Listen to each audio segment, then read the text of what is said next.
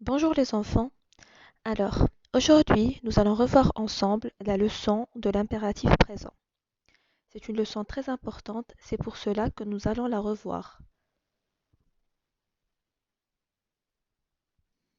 Alors, cette leçon est composée de trois parties. Une partie j'observe et je comprends, une partie je retiens et une partie je m'exerce.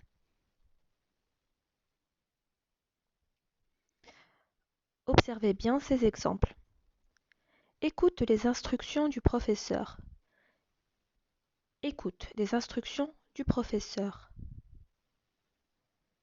Quel est le type de phrase ici? Est-ce que c'est une phrase déclarative? Est-ce que c'est une phrase interrogative? Ou est-ce que c'est une phrase impérative? C'est une phrase impérative. Écoute les instructions du professeur. Si tu rencontres Karim, ne parle pas avec lui. S'il te plaît, apporte une couverture. Il fait froid, mets ton manteau. Amuse-toi bien. Alors, si vous avez remarqué ici, nous avons plusieurs verbes qui sont conjugués à l'impératif. Mais qu'est-ce qu'ils expriment? Dans la première phrase, nous avons écoute. Écoute les instructions du professeur. Ici, est-ce que c'est une demande? C'est un peu plus qu'une demande, c'est un ordre. Tais-toi. Bien, range tes affaires. C'est un ordre. Si tu rencontres Karim, ne parle pas avec lui. Ici, c'est une interdiction. Il est interdit de parler avec Karim. Ne parle pas avec lui. En classe, nous avions donné comme exemple ne marchez pas sur la pelouse. C'est une interdiction. S'il te plaît, apporte une couverture. Est-ce que c'est un ordre? Ce n'est pas un ordre parce que nous avons s'il te plaît. Ça adoucit la phrase. Ça devient une demande. C'est une demande polie. Il fait froid, mets ton manteau. Mets ton manteau. Ici, est-ce que c'est un ordre? Quand ta maman te dit mets ton manteau, est-ce que c'est un ordre ou elle te dit ça pour ton propre bien? Donc c'est plus un conseil. J'ai remarqué que tu avais grossi. Fais du sport. Fais du sport. C'est un conseil. Amuse-toi bien. Quand tu vas jouer avec tes amis, ta maman te dit souvent ben amuse-toi bien. C'est un souhait. Elle souhaite que tu t'amuses. Amuse-toi bien. Alors, ici, on récapitule. Un ordre pour la première phrase. Écoute exprime un ordre. Ne parle pas, c'est une interdiction. S'il te plaît, apporte une couverture, c'est une demande. Il fait froid, mets ton manteau, c'est un conseil.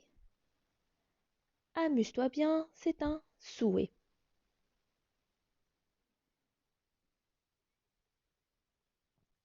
Là, nous avons le premier, je retiens. L'impératif s'utilise pour donner un ordre, exprimer un conseil ou pour interdire. Il se conjugue avec trois personnes seulement et, bien sûr, sans sujet. Quand je dis que le verbe conjugué à l'impératif ne se conjugue qu'à trois personnes, c'est-à-dire que je ne peux pas donner un ordre à quelqu'un à la première personne du singulier. Je ne peux pas me donner à moi-même un ordre. D'accord?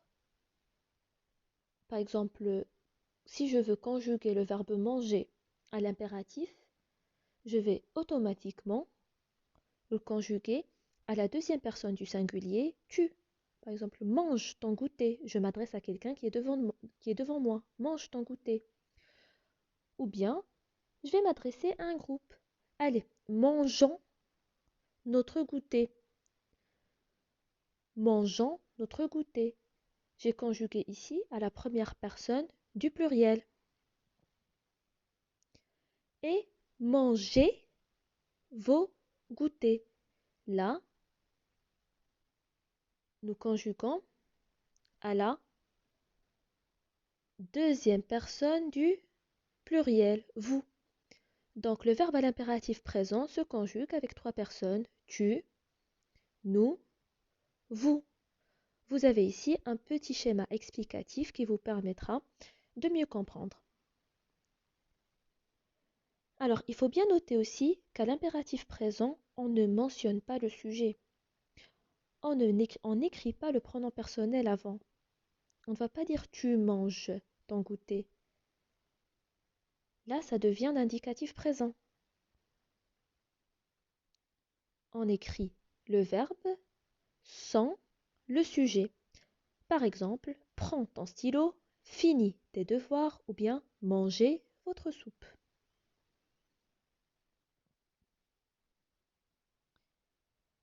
Les verbes du premier groupe ont comme terminaison e, ons et ez. Ils ne prennent jamais de s à la deuxième personne du singulier, comme par exemple chante, e, ons, ez.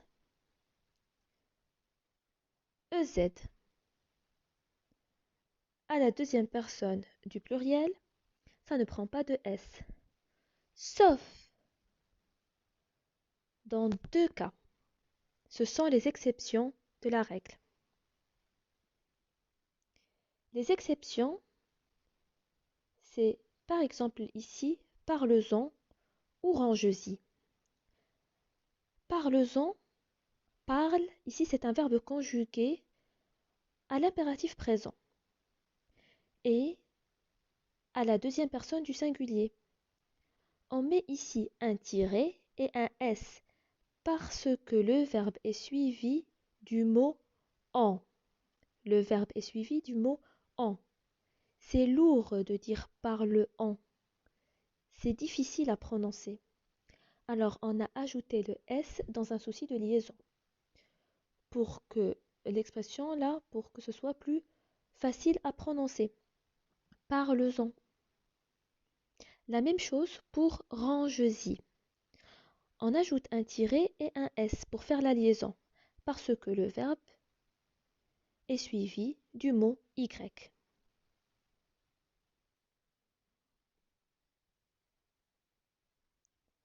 En ce qui concerne les verbes du deuxième et du troisième groupe, ils se terminent tous par s, ons, ez.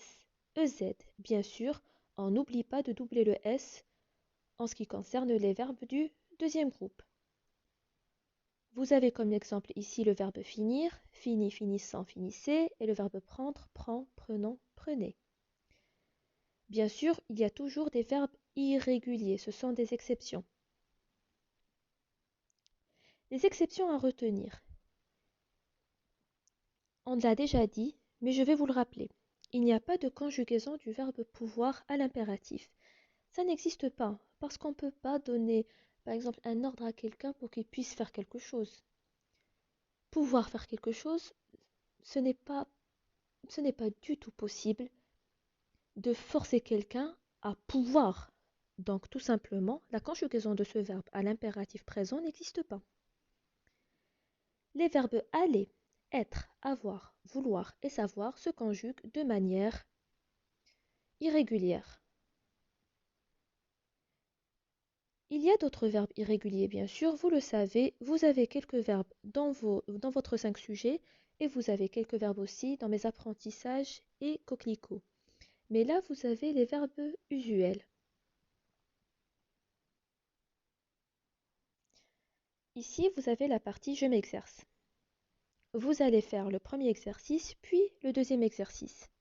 Ce sont des exercices assez simples, des exercices d'application. Et vous avez bien sûr les exercices que vous devez faire sur mes apprentissages. Alors, j'espère que vous avez bien compris. Si vous avez des questions, n'hésitez pas à me les écrire dans la partie commentaire de la leçon. Vous voyez, en dessous de la leçon, vous avez une partie commentaire, elle vous est destinée. Vous écrivez les questions, les difficultés que vous avez trouvées, et je me ferai un plaisir de vous répondre.